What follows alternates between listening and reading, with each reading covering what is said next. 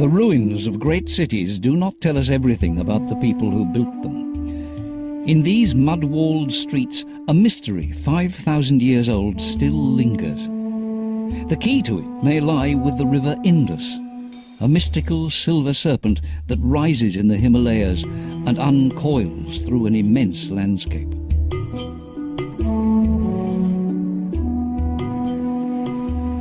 People settled on its banks despite the floods. They tamed the rivers and transformed desert into gardens. But what do we really know about them? A century of archaeological digs still hasn't solved the mystery. This civilization flourished for 500 years, then vanished into historical limbo. But it left behind a sacred heritage: water.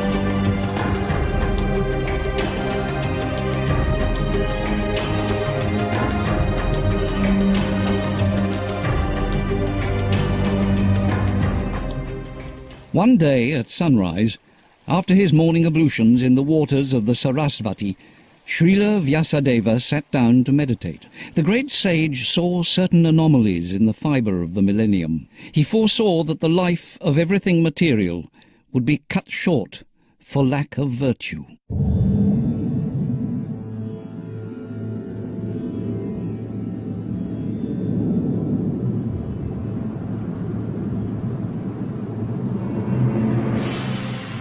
At the end of a hard day in 1920, Professor M.S. Vats gazed over the remains of Harappa, the key site in the Indus civilization. The light of the setting sun fell on walls, pavements, columns.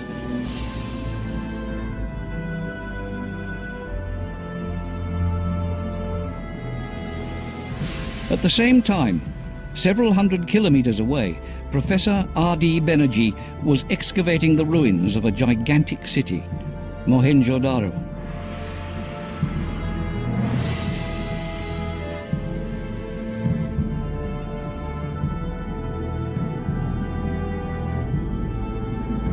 In Europe, archaeologists reacted with astonishment or incredulity.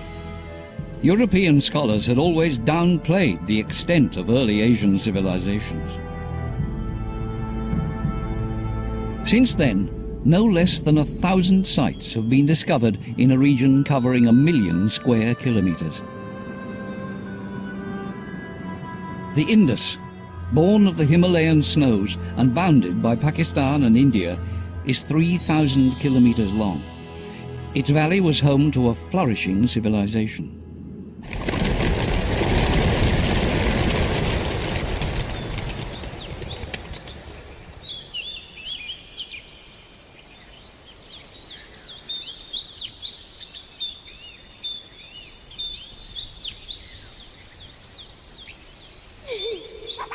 For a long time, our image of this civilization was blurred.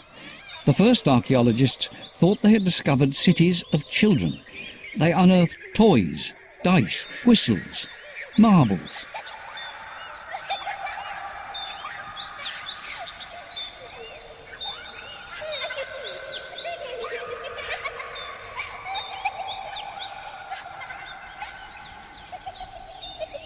The people seemed oblivious of death and war.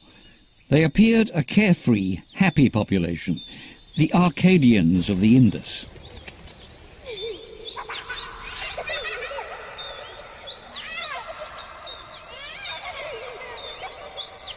In the 19th century, for example, it was fairly accepted that India was the mother of civilizations. But in fact, the great civilizations could only be those of the Middle East, those of Egypt, And Mortimer Wheeler, who was one of the great British archaeologists working in India, called it the Cinderella of civilizations because it was the last one. She seemed a bit... At one point we even thought it was a pale copy of the Mesopotamian civilizations. But then we realized that it was something completely different.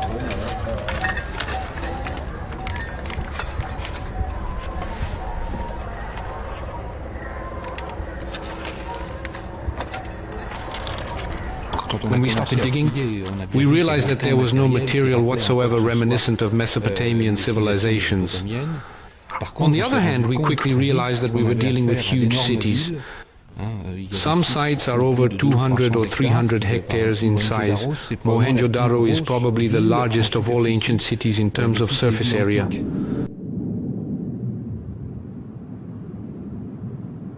Mohenjo-Daro lay on the banks of the Indus, in the Sindh province of southern Pakistan.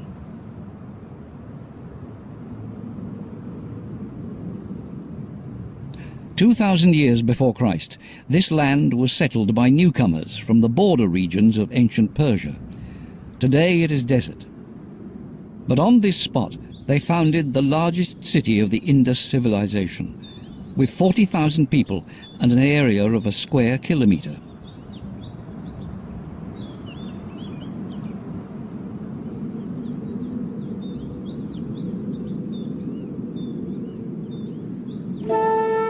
The streets reflect the genius of their builders. The city layout is a model of ancient town planning. Residential blocks are defined by long, straight arteries crossing at right angles. The main street is never less than 9 meters wide. It's easy to imagine it filled with colorful crowds. Imagine the archaeologists' surprise when they discovered that the entire city had a complex water management system. It had 80 public toilets. In the residential areas, every house had a tiled bathroom and its own well. Sewers serviced the whole city. In a unique system for a centre 4,000 years old, drains for wastewater, gutters and water collectors were dug in the main streets. In cul-de-sacs and smaller streets, wastewater was poured into bottomless jars. Some crossroads had brick containers for rubbish disposal.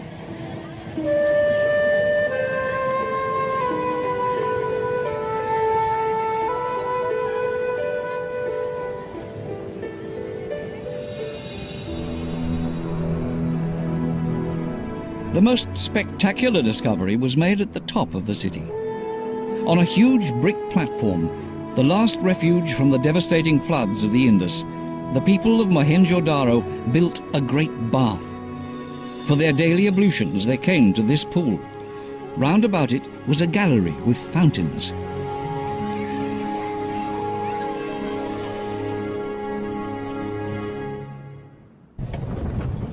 The 1,000 cities of this civilization were scattered over a territory twice as large as France. One of them was on the island of Khadir Bet. Desertification has now made it a narrow strip in a sea of salt.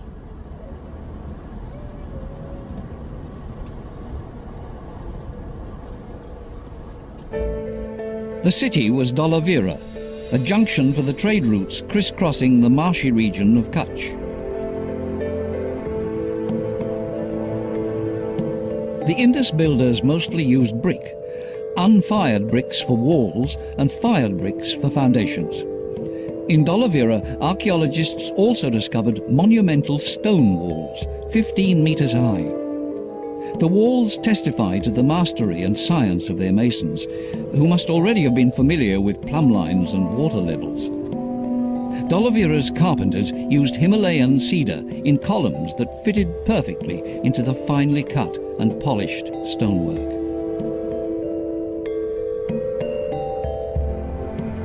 Here too, a complex water system serviced the city. Water was used to clean the streets. It ran off into underground conduits, which carried it beyond the city walls.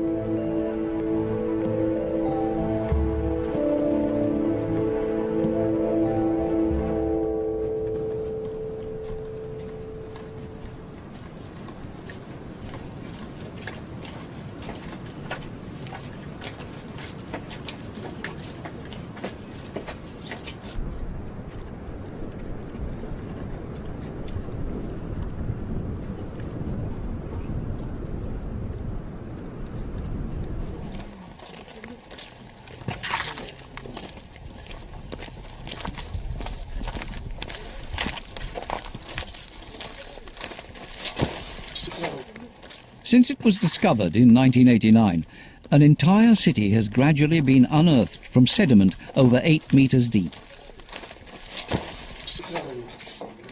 But Dholavira has also been an endless source of questions. Archaeologists are particularly interested in the city's outskirts. For Professor R.S. Bisht and his team, Dholavira brought a fresh perspective on the technological knowledge of the people of the Indus.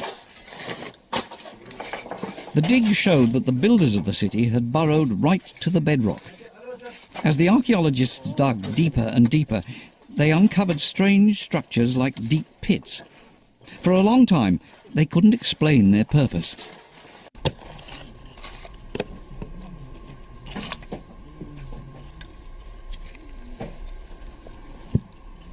Look at this. It's going deeper, deeper, deeper, deeper. We don't know how deep it is there. You see, we have already gone down the 8 meters from the surface, and it is still going deeper. The kind of rock cut reservoir you have seen there. Was this structure part of a defense system? Or perhaps an underground dwelling? How were these walls built? They were constructed with great care. The stones fit exactly, and the wall stands on solid rock, which also makes up the floor of the pit.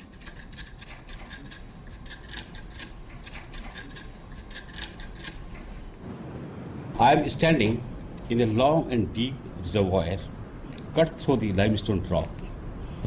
In fact,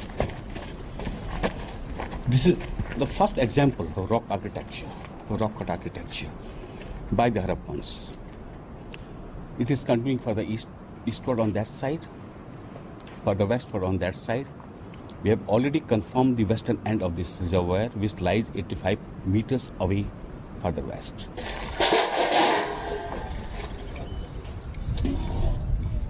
Dholavira finally yielded up some of its secrets. Professor Bisht believes that the city had 16 reservoirs all around it. Thanks to his work, the city plan can be recreated after 5,000 years.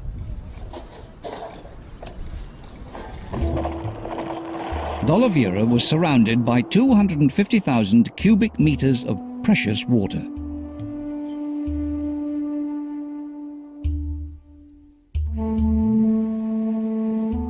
The city covered 48 hectares and had a population of 20,000. In its centre was a citadel with solid walls. Another wall separated the upper part of the city from the lower. The city had many gardens, warehouses and granaries. Dholavira's wealth came from the wheat and barley trade, and its people soon turned to the nearby sea.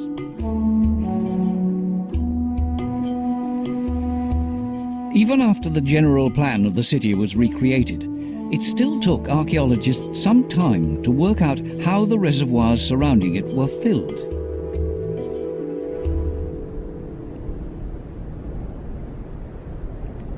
Drinking water has always been scarce in the Kutch marshes. Today, the sea has retreated, leaving behind a salty desert. The remaining villages have just a few wells of brackish water.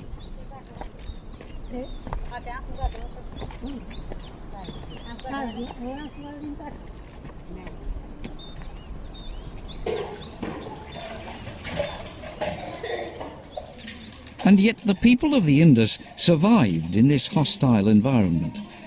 5,000 years ago, in a land alternately burnt by the sun and swept by floods, a civilization grew up because it knew how to manage water. Large rivers were fundamental to the development of the Indus civilization.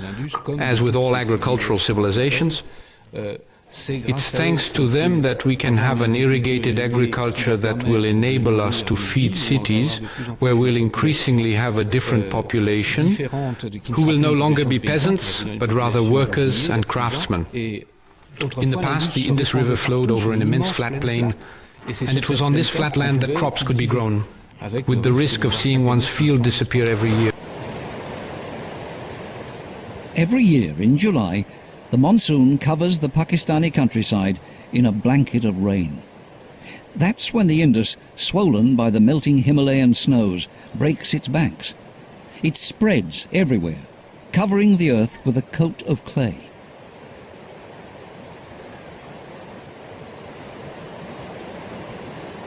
But the floods are not considered a calamity. People welcome and respect them as a godsend.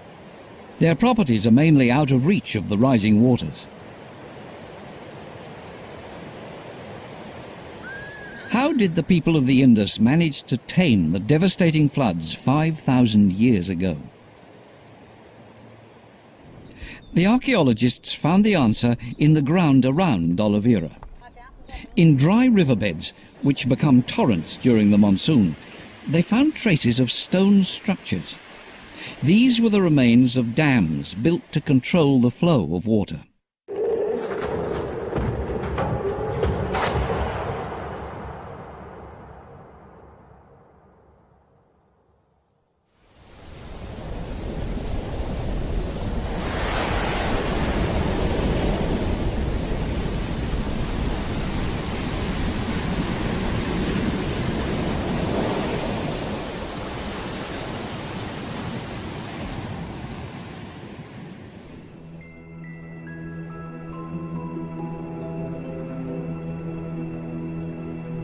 That was the answer. The people of Dholavira changed the course of rivers to fill gigantic reservoirs, the largest of which was 79 meters long and more than 7 meters deep. Nor was that all. For the water to flow from one reservoir to another, the architects had to use the natural incline of the terrain. The upper city, into which the water flows initially, is situated 13 meters higher than the lower side. That was how they retained the water. Aqueducts carried it to the heart of the city. The stored water also made it possible to irrigate the fields for most of the year.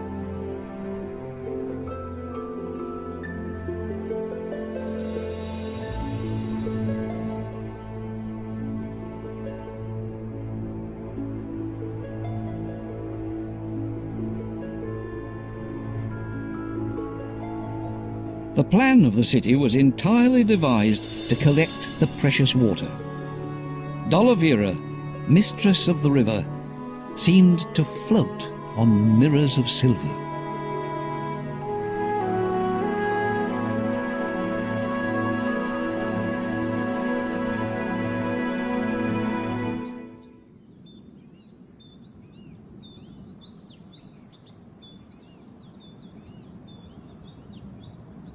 The ruins of Dholavira are now silent.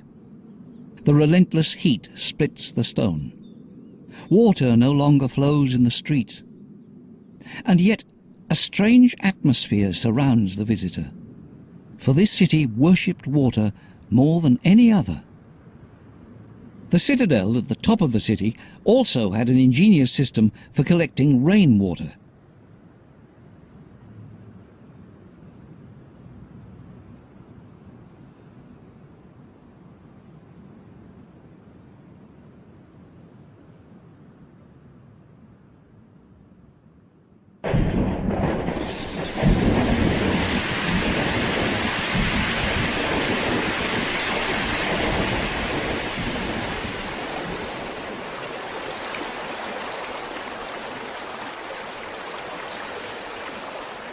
Gutters channeled rainwater into a large reservoir outside Dholavira. For years, archaeologists pondered the question, what distinction did the Dholavirans make between water from the rivers and water from the sky?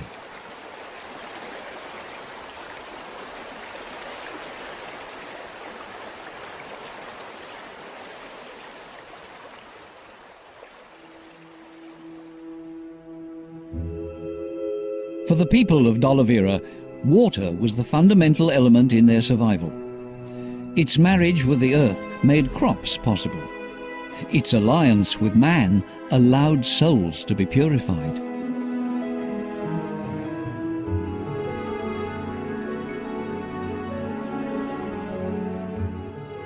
In the heart of the citadel was a sacred place.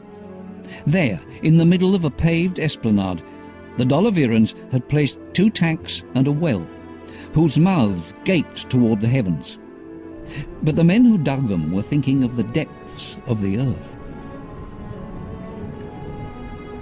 The archaeologists have discovered the place of worship. It was a well 4 meters in diameter and 20 meters deep.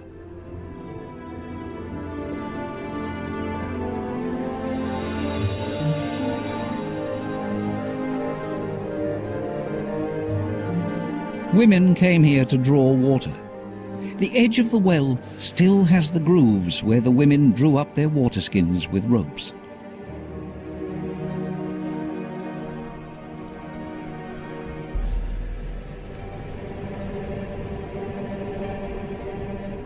For the people of Dholavira, the purest water was that drawn from the depths of the earth. The blessed liquid filled 2 small pools in which worshippers performed their ablutions.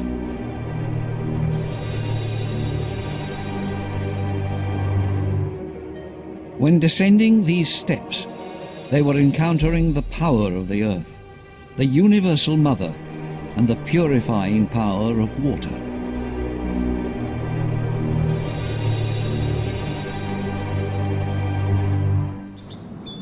Dholavira is no longer in the path of any river. No splash or trickle disturbs the silence of the ruins. Another mystery has long haunted this region. Civilization developed along the river Indus. So why are most of the rediscovered cities in the middle of inhospitable sand deserts? Why do they dot desert valleys? To answer these questions, archaeologists point to an Indian folk song.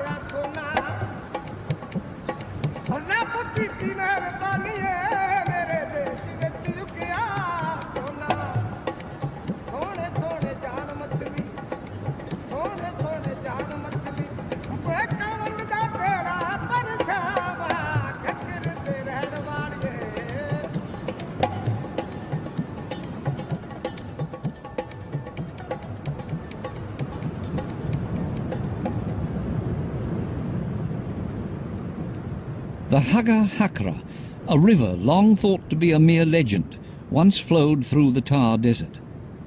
The river has now disappeared, but not without trace.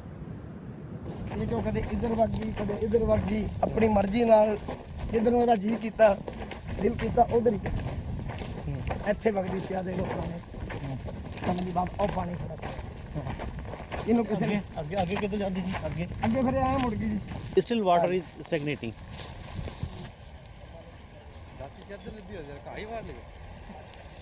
There is satellite imagery, one thing. Second, the kind of earth we have here is clearly dried up riverbed where we are standing upon.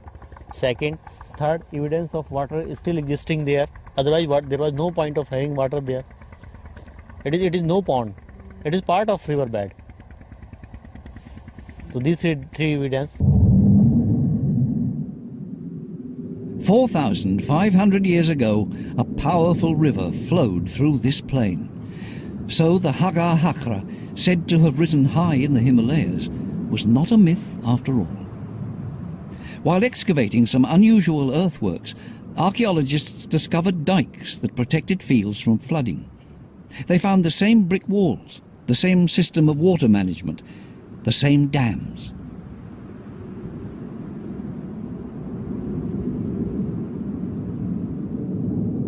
Today, geologists have even found the water. 4,000 years ago, a powerful earthquake changed the course of the river. It shifted further east, towards the Ganges basin. But the groundwater artery was still there, just a few meters beneath the surface.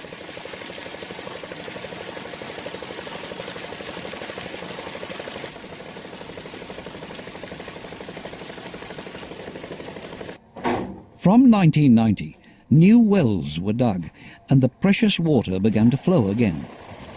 Over 4,000 years after it disappeared, the Khaga Hakra resurfaced from the depths of the earth. With it, a whole region came back to life. Fields reappeared in the landscape and abandoned villages were repopulated. Much time had passed, but the same methods of cultivating land and making it fertile were rediscovered. Once again, water emerged as the mother of civilization.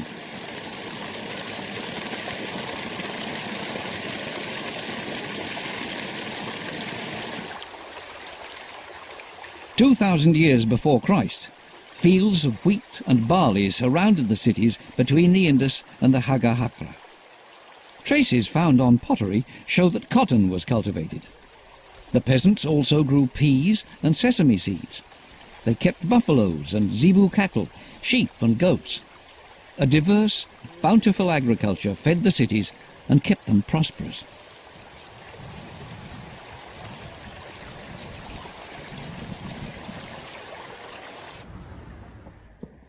Soon villages appeared in the most remote regions of the vast country. Civilization was spreading.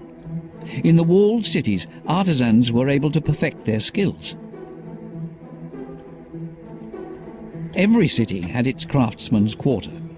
Ideas, methods and inventions spread together with trade. In the markets, in jewelers' workshops, scales and weights appeared. The streets teemed with hard-working populations.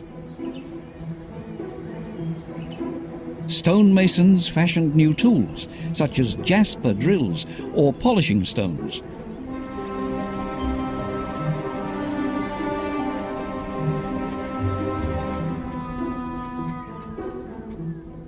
The city dwellers mastered the art of making ornaments from cornelian. They made weapons, mirrors and razors, and they excelled in woodwork.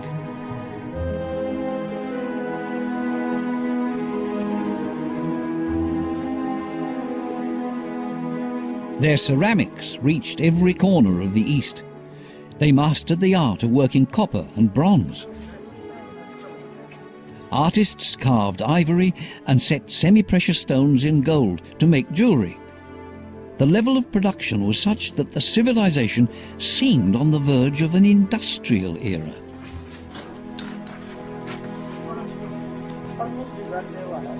We have a fairly precise idea of the power of the economic system, i.e. in the large cities of the Indus, in particular less wheels in Rapa. These were extremely powerful, producing products that only this civilization knew how to produce, such as ceramics of a quasi-industrial type, not to mention everything that has disappeared. In terms of industry, we're probably talking about a huge producer of textiles, a huge producer of food products processed using the techniques of the time, and all that. Obviously, we have no trace of it, it's all gone. But basically, we can say that in the Indus situation, plus certain productions, had a status we'd call industrial today, and was exported all around the world, from the Gulf to Mesopotamia.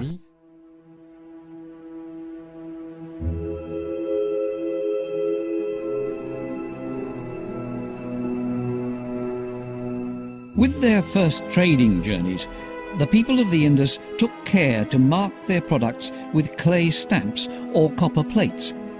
But their favorite method was seals made of steatite, a material that hardens when heated.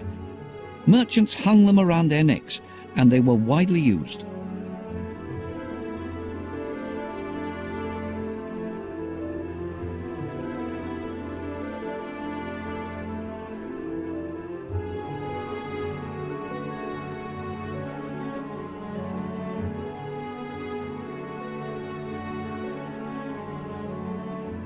The development of long-distance trade led the Indus merchants to forge alliances and to invent the concept of the contract. To seal a contract, they used finely carved stone cylinders, similar to those in Mesopotamia.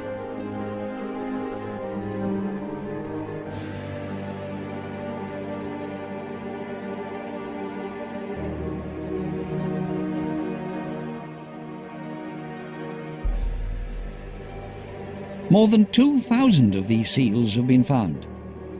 They're carved with animal profiles, zebu, buffalo, crocodiles, or with more intricate and mysterious motifs.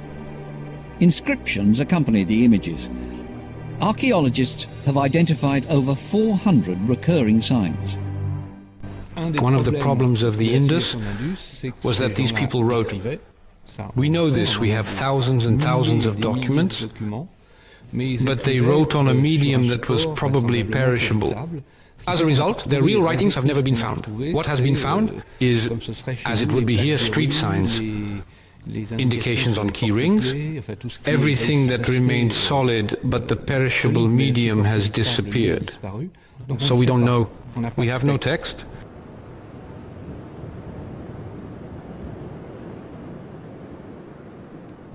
So we saw a writing civilization arrive on the scene. But we didn't know, we thought it was simply magic writing. In fact, it was a civilization that probably had a whole political and administrative system like the Egyptians and Mesopotamians. But of course, until we succeed in deciphering the writing, i.e. find a text long enough to apply classical deciphering techniques, we don't even know what kind of language these people spoke.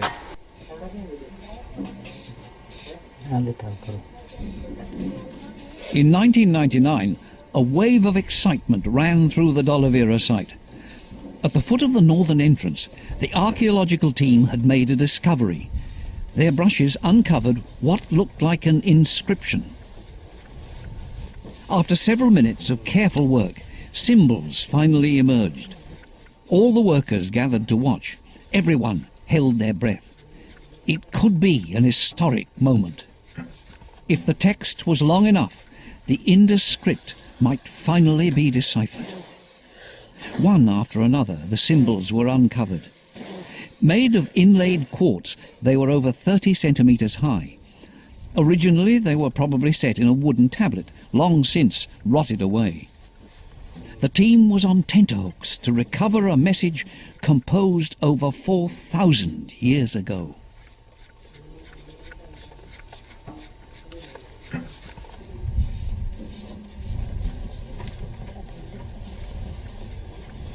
After several hours, the archaeologists had to accept the inevitable. Once again, they had uncovered only a handful of signs.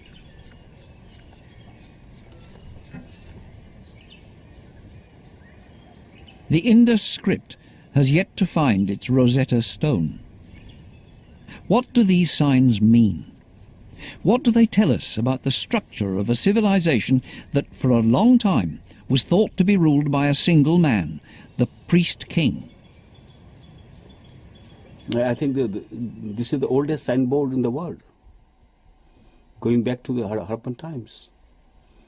While excavating, we found that a wooden frame all around it, and those letters must have been pasted or laid in that wooden board. And I don't think this is the rightful place for this inscription to lie here. I believe that it should have been spotted on the facade of this majestic north gate. I don't think, we should brought in the concept of priest-king sort of thing. One doesn't know. But the kind of situation we see here, we see that, we think that Harappan Empire was not ruled by one person. It was an economic empire, it was a cultural empire, within which there were several rulers. Some were mightier than the rest. Mightiest, one might have been the mightiest, who knows.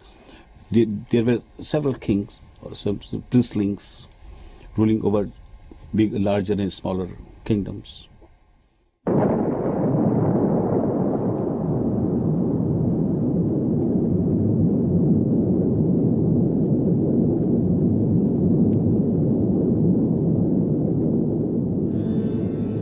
Will these 9 stone figures keep their secret forever? Did the northern entrance of the Dholavira citadel bear the name of the sovereign who ruled the region? Some experts think so. But others, pointing to the wheels in the inscription, think it represents the first example of a traffic sign, put up at the entrance of a city.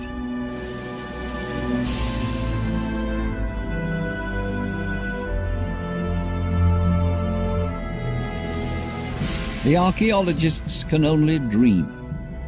Perhaps somewhere the miraculous treasure awaits them, the find that will solve the mystery of a civilization whose thought eludes us. Did it have poets and writers? What were its legends? What was its concept of the world? Without these texts, we will never really understand this civilization, which soon set its eyes on faraway lands.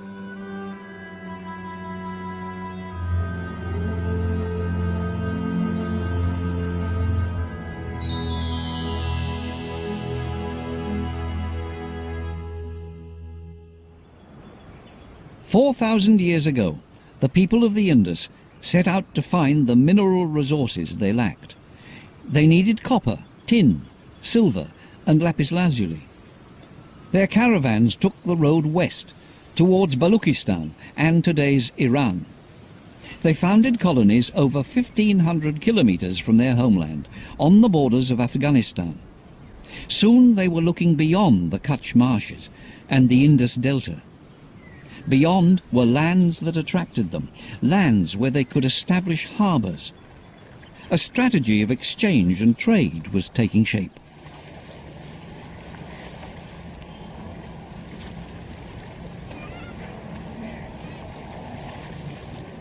Up until then, the people of the Indus Valley had only been boatmen. Their craft went up and down the rivers, carrying passengers and goods over hundreds of kilometres. These small craft live on in Pakistan. Flat-bottomed boats, suited for shallow waters, still ply the rivers. Their design has hardly changed in 4,000 years.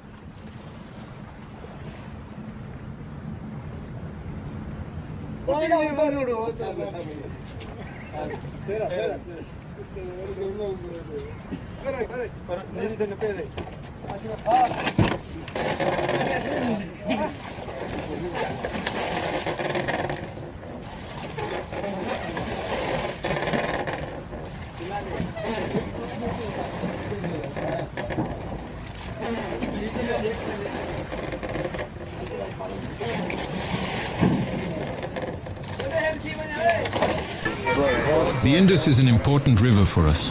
It's the street of our lives.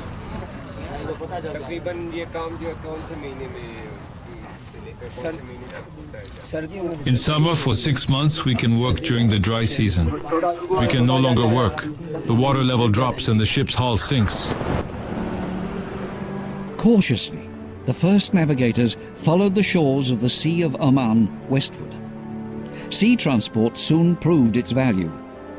It was faster than the long and vulnerable overland routes, and above all, boats carried far more cargo.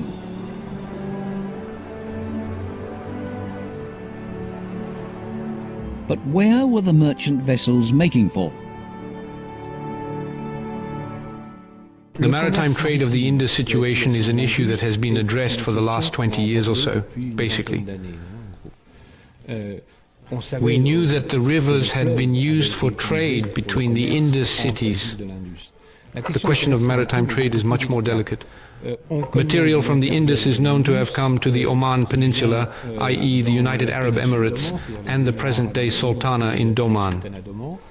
Some is known from Bahrain and some from Mesopotamia. Much more than that, we have Mesopotamian texts. A text from Sargon of Akkad around 2300 which tells us who came to moor at the quay of his capital, the ships of Dilmun, which is the area between Kuwait and Qatar, of which the island of Bahrain was then the center. Boats from Megan, which is the Oman Peninsula, and boats from Meluhat, which is the land of the Indus. And probably, in fact, it was a multiple trade involving people from all these areas. It seems that, in fact, the people who took to the water were not landlubbers. You have to imagine that this whole area of the present-day Indus Delta is an area of immense marshes, a really difficult zone to cross. And what's more, sea coasts, also very difficult to navigate, but after a while, of course, everyone started sailing.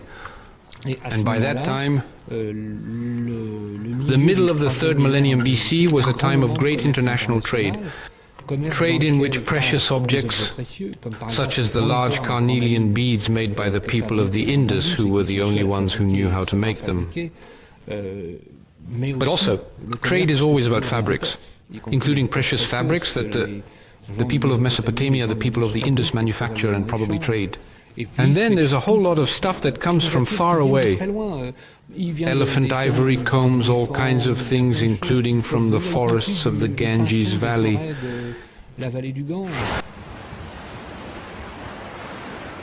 A fabulous odyssey began.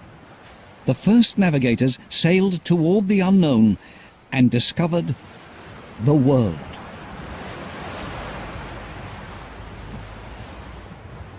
Sailing from Harappa, Mohenjo-Daro or Dholavira, the boats reached the Oman Peninsula. Then, via the Strait of Hormuz, they sailed the Persian Gulf all the way to faraway Mesopotamia, 3,500 kilometers from the Indus Valley.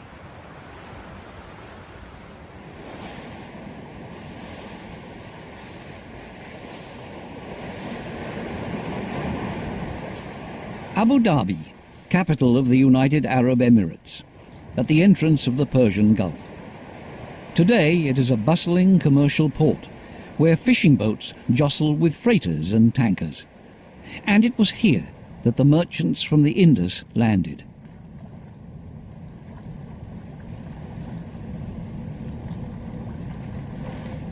With their totally different culture and language, how did they make their first contact?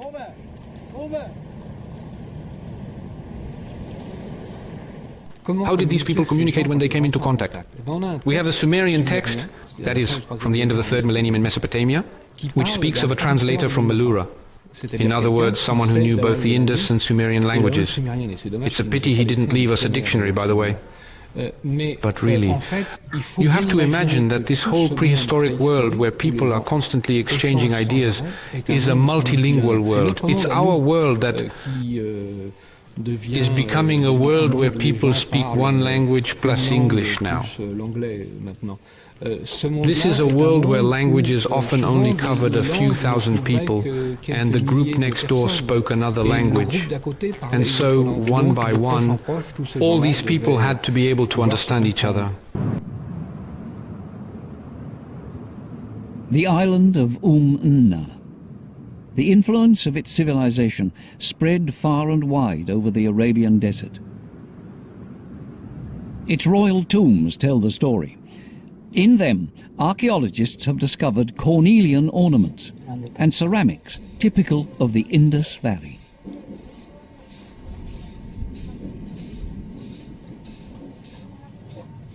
This hole or this burials goes back to sometime between 2300 and 2000 BC. So the material anyway, mainly the pottery is under study, but so far we have identified at least, I can say, 10% of the whole collection that was imported from outside, mainly from the Indus and Balochistan. Even further off, well inside the Persian Gulf, archaeologists are combing the island of Bahrain for proof of a cultural marriage between the Indus and Mesopotamia. It's a huge task. They have identified 1,000 tombs scattered across 695 square kilometers.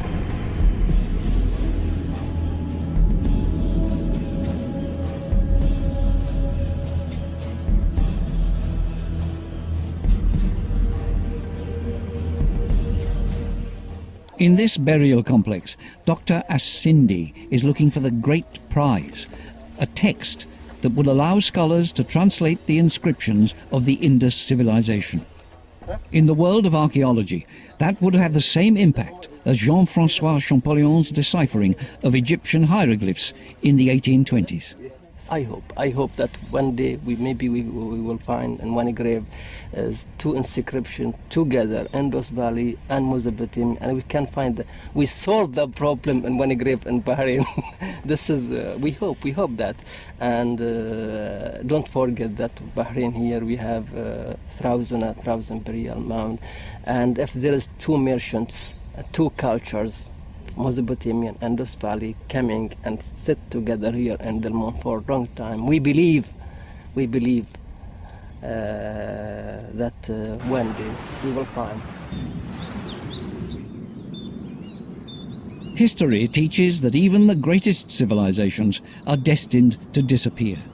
The Indus civilization was no exception. From 1800 BC onward, it was no longer mentioned in Mesopotamian tablets. Little by little, the streets of its cities emptied of people. The craftsmen's quarters no longer rang to the sound of tools. The buildings and irrigation systems were left to crumble. The great cities were ravaged by time and the elements.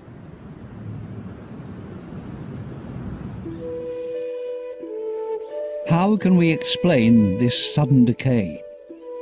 Theories abound. Some experts think the empire succumbed to invaders from Central Asia.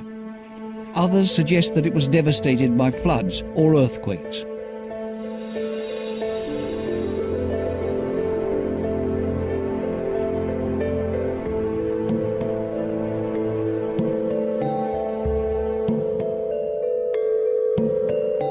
What cataclysm brought about the end of these magnificent cities? And where did their people go? Did they die? Did they flee? Did the disappearance of the Hagahakra River force irreversible changes to their way of life?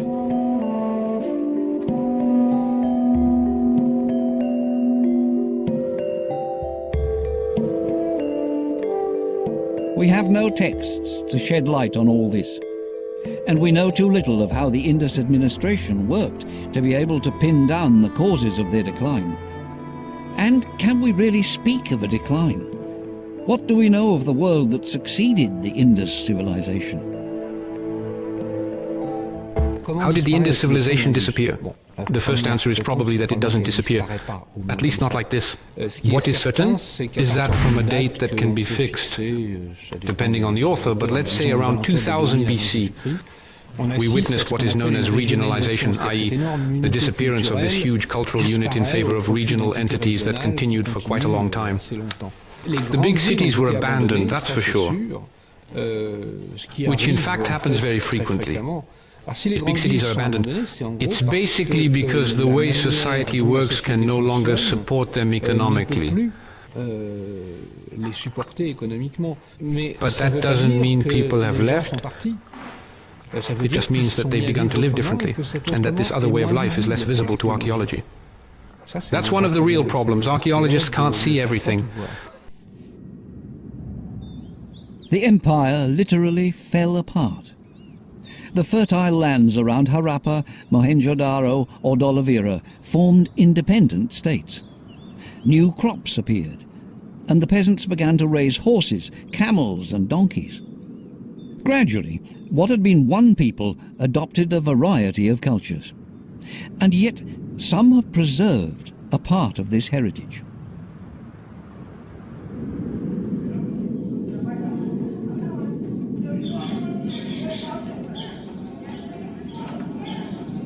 Adalaj, a temple in the heart of India. At the foot of these steps, carved in the rock in the 16th century, there's a large well. It's a passage between two worlds, between the entrails of the earth and the heavens.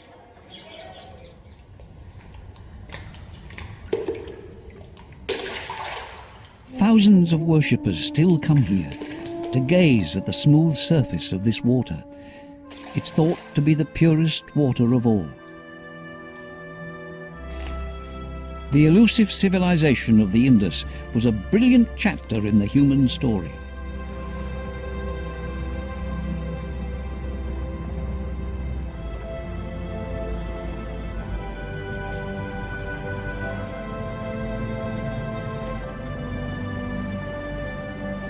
Today, the banks of the Ganges ring with the calls of the faithful, heirs to a long tradition.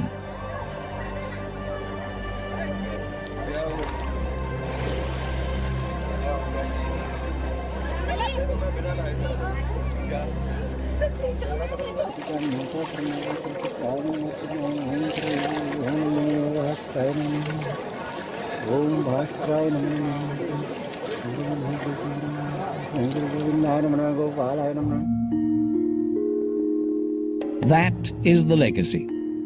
It was passed on to medieval and modern India, and it reaches us, seemingly unchanged.